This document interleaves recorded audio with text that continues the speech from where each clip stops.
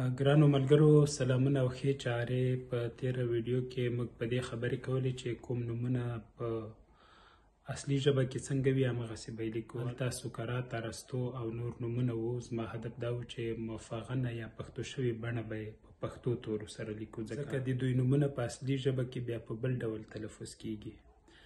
نن هم دې ته راځو چې ځینې نومونه غربي نومونه یا انګریزي نومونه چې په اصل کې الف یا زور لري، خو پارسي کې دغه الف یا زور پر واو بدلیږي.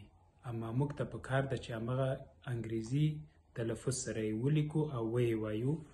ښه بېلګه یې دا ده پینټاګان. پینټاګان د امریکا دفاع وزارت هم دی او پنځه زولي ته هم وایي. دغه اوی چې دا اخر کې دا الف سره تلفظ کیږي انګلیش کې. پارسي کې دوی پینټاګون وایي او لیکي. د پارسي په اغیز پښتانه رسنوال هم ځینې څه کوي، پینټاګون یې لیکي. خو موږ ته پکار ده چې پینټاګان یې ولیکو او ویې وایو. دا یوه بېلګه ده، یعنې داسې نور نومونه به وي، نو دې بېلګې ته په پام سره تاسو همغه هم بدل کوئ. بله خبره لکه موږ چې زوی یا زوی لرو، داسې انګریزي کې د نومونو پای کې سن راځي، خو همدغه انګلیسي سن په پارسي کې بیا په څه بدلیږي؟ سون بدلیږي او لیکل کیږي. لکه انګلیش کې جانسن دی، پارسي کې جانسون کوي، خو موږ ته پکار ده جانسن یې ولیکو او ویې وایو.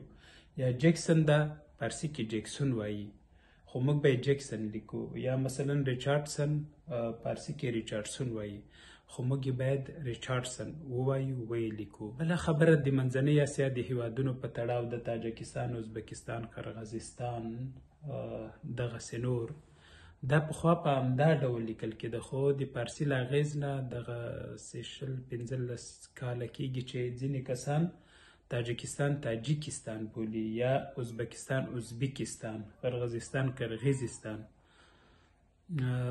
خو موږ ته پکار ده چې په همغه دود بڼه یې ولیکو. ټیک ده، تاجک به ځان ته تاجک وایي، ازبک به ځان ته ازبک وایي، خو پښتو کې موږ ازبک، تاجک، قرغیز بولو. نو همغسې به یې لیکو څنګه چې زموږ ژبې غوښتنه ده یا زموږ ویونکي یې وایي. تاسو به اوس وایي چې دلته وایي چې د پارسي په اغېز یې مه لیکئ او هغسې ولیکئ لکه څنګه چې اصلي ویونکي وایي. زما هدف دا ده چې دغه شی موږ ویلی سو، خو دلته چې ده چې پارسي بدل کړي دي، هغوی یا د اصلي بڼې سره ورته بولي، خو زما او ستا پښتون چې ده تاجک یې بولي، تاجیک یې نه بولي، ازبک یې بولي، ازبک یې نه بولي. نو تاجکستان، ازبکستان یې ووایي او ویې لیکئ. مننه.